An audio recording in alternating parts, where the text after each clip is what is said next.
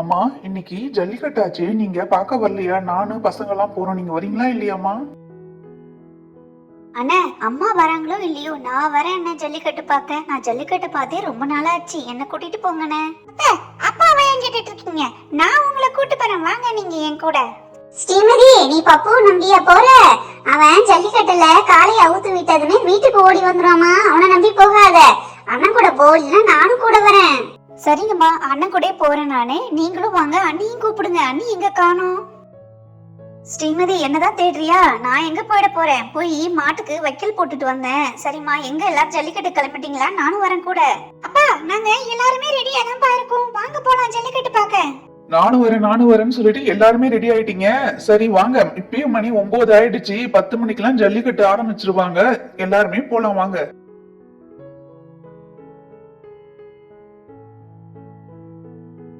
அட, இங்கதான் ஜல்லிக்கட்டு நடக்க போகுதா? பாத்தீங்களா எவ்வளவு கூட்டமா இருக்கு இங்க. அத்தை, மாடெல்லாம் பார்த்தா பயமா இருக்கு இல்ல அத்தை? எப்படி இவங்க எல்லாரும் மாடை அடக்க போறாங்களோ தெரியல. செம ஸ்பீடா வரும் பாருங்களா. இப்ப பப்பு, நீ என்னமோ காளை மாட்டை அடக்குற மாதிரி பயப்படுறேன்னு சொல்ற. ஜல்லிக்கட்டு பார்க்க வந்த அனைத்து மக்களையும் வருக வருக என டைனி வில்லேஜ் சேனல் வரவேற்கிறது. இன்னும் சற்று நேரத்தில் ஜல்லிக்கட்டு போட்டி ஆரம்பமாக இருக்கிறது. இதில் கலந்து கொண்டு ஜெயிப்பவர்களுக்கு தங்க செயின் தரப்படுகிறது. ஜல்லிக்கட்டு போட்டியில கலந்து ஜெயிக்கிறவங்களுக்கு தங்க செயினா? அண்ணா, அப்பனா நீங்க கலந்துக்கிட்டு அந்த செயினை எனக்கு கொடுங்க அண்ணே. ஸ்ரீமதி, நீ வேற கொஞ்ச நேரம் கம்முன்னு இருமா. ஜல்லிக்கட்டுல காளையை அடக்குறதுன்னா அவ்வளவு சாதாரண விஷயம் நினைச்சிட்டு இருக்கியா? அதெல்லாம் உங்க அண்ணனுக்கு சரி வராதுமா, அவரை விடமா நீனு. என்ன ராதா, என் பிள்ளைய இப்படி குறைச்சி எடை போட்டுட்ட? இன்னைக்கு பாரு, என் பிள்ளைய ஜல்லிக்கட்டுல கலந்துக்க சொல்லி ஜெயிச்சு அந்த தங்க செயினை நான் ஸ்ரீமதிக்கு வாங்கி தர சொல்றேன் பாரு. வணக்கங்க, என் பேர் ரகு. நான் இன்னைக்கு ஜல்லிக்கட்டு போட்டியில கலந்துக்கிறேங்க.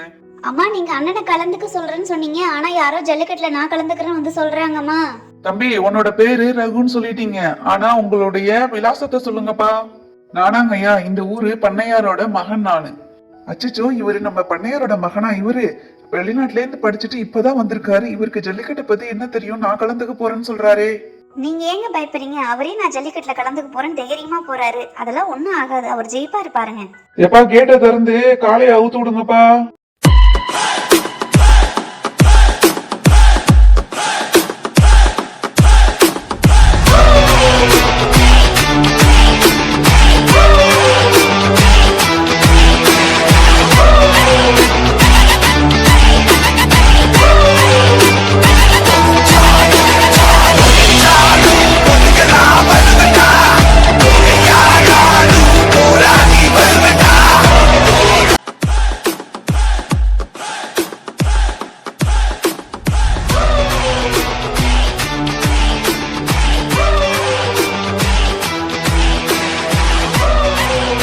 என்ன கண்ணப்பா, வெளிநாட்டுல இருந்து படிச்சுட்டு வந்தா ஜல்லிக்கட்டுல காலை அடக்க முடியாதுன்னு நினைச்சிட்டீங்களா?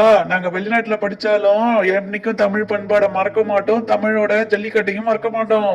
ஏங்க, நீங்க காளை அடக்கிறத விட இப்ப நீங்க பேசுனீங்க பாருங்க, அதுதாங்க சூப்பர். யார் இவங்க என்ன பார்த்து சூப்பர்னு சொல்றாங்க? ரகு, நான் கண்ணப்பா தான் சொல்லிட்டு எப்படி கரெக்டா கண்டுபிடிச்சிட்டீங்க? நீங்க கிட்டத்தட்ட 10 வருஷமா நீங்க இந்த ஊர்லயே இல்லையே, வெளிநாட்டுல இருந்தீங்களே, எப்படி என்ன கண்டுபிடிச்சீங்க? என்ன கண்ணப்பா, நீங்க சின்ன பிள்ளையில இருந்து நான் உங்களை பாத்துட்டு இருக்கேன், எங்க வீட்டுக்கு அடிக்கடி வருவீங்களே. நீங்க சொன்னதை கேட்டதும் ரொம்ப சந்தோஷம் ரகு. இது என்னோட தங்கச்சி ஸ்ரீமதி. இவ்வளவு பட்டணத்துல எல்லாம் படிச்சு இப்பதான் ஊர்ல இருந்து வந்திருக்கா.